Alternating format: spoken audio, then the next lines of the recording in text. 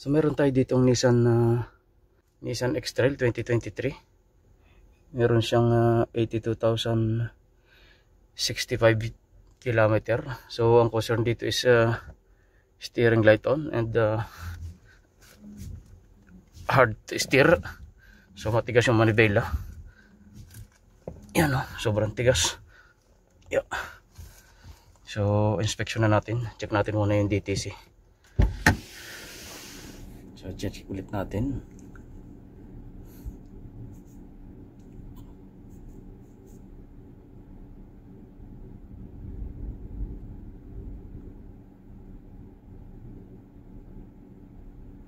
C1608-49 control unit sa electronic power steering. So check muna natin yung mga fuses tsaka fusible link. Then sundin natin yung procedure dito sa atin. Procedure ng ating diagnosing to. I-perform lang naman natin to.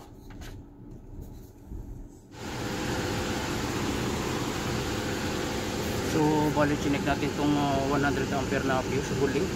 So ito yung pinakauna.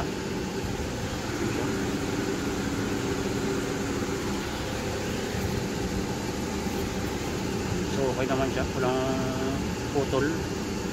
So buo siya.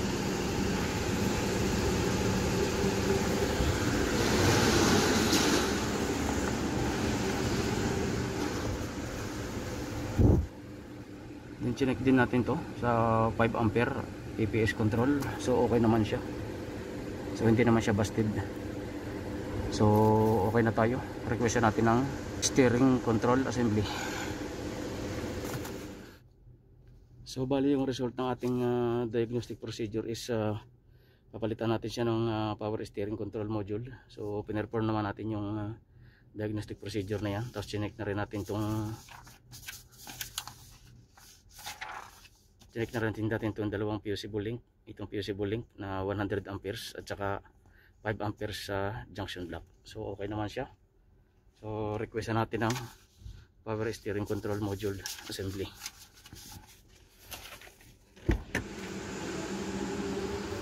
So bali ito na yung ating steering gear assembly. So approved na siya ng warranty. So warranty to. Papalitan natin ng buong assembly.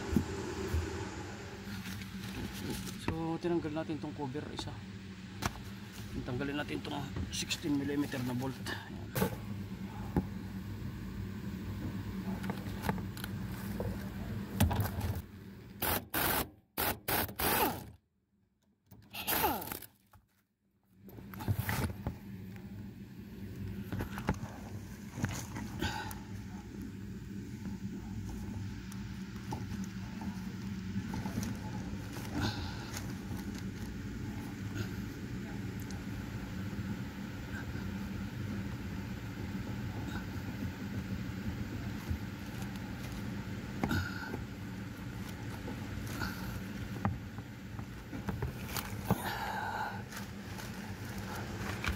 So bali tanggalin ko na lang muna itong steering gear assembly. So tanggalin natin itong dalawang mounting bolt. Yan. Bali tatlong mounting bolt.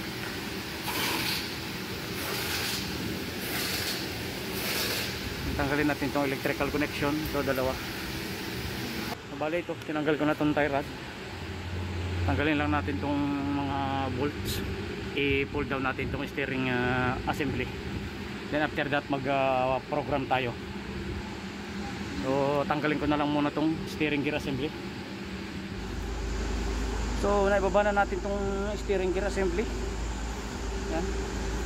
So bali tinanggal lang natin tong mga tornilyo ng cross member. Bali 4, isa, dalawa, tatlo, 4. Then ipinaba natin, sinuportahan na lang natin ng dalawang jack. Tinanggal na rin natin tong bolt ng lower arm, dalawa. Yan. Kasi binaba na lang natin ng konti para makuha natin tong steering gear dito sa itaas na to. So okay na, naitanggal na natin. So ikabit natin tong bago. Then after that is perform tayo ng programming and configuration. So kakabit ko na lang muna. So nakabit na natin tong steering gear. Kabit na natin lahat. Dadalhin natin itong dalawang connector. Itawit na rin natin yun doon sa taas. So magpo-program naman tayo at magpo-configuration. Baba na.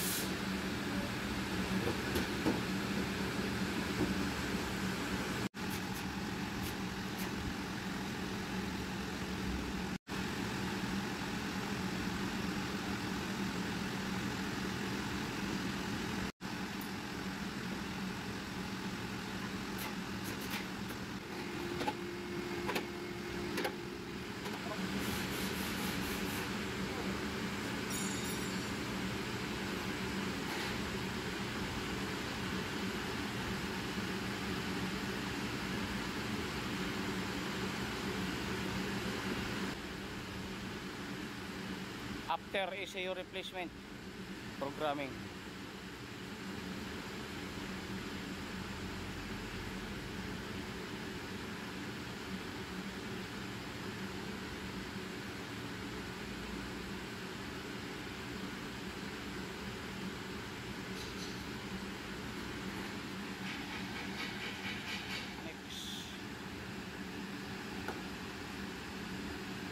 Next start.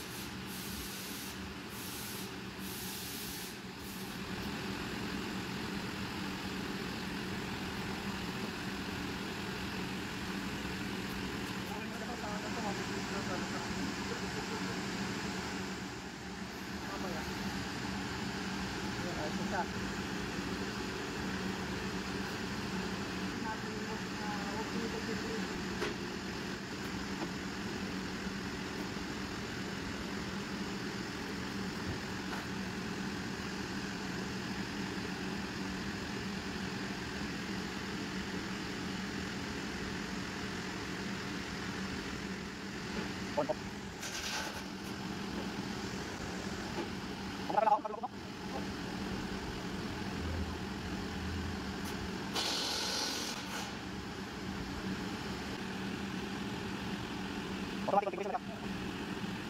Configuration dito download interface. Automatic configuration. Configuration 100%. And tapos check tayo ng TTC, delete ng TTC.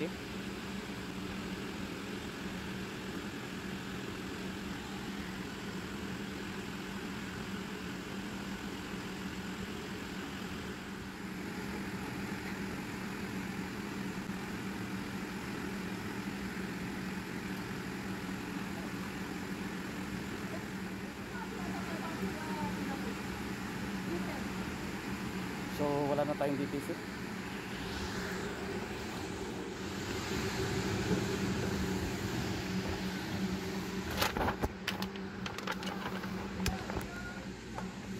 So okay na tayo na configuration na natin. Tsaka na i-program. So start natin. Switch off muna tayo. Switch off.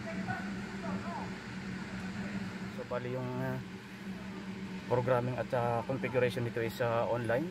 So okay na. So start natin.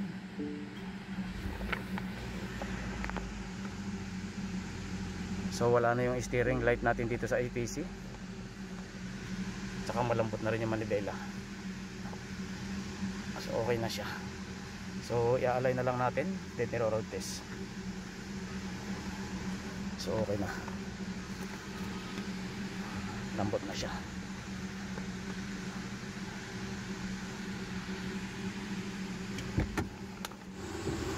So bali pala yung ating steering gear assembly is naka-integrated na sa kanya dito yung kanyang module. So bali ito yung kanyang module. Kaya isang assembly na siya kasamang steering rack and pinion assembly.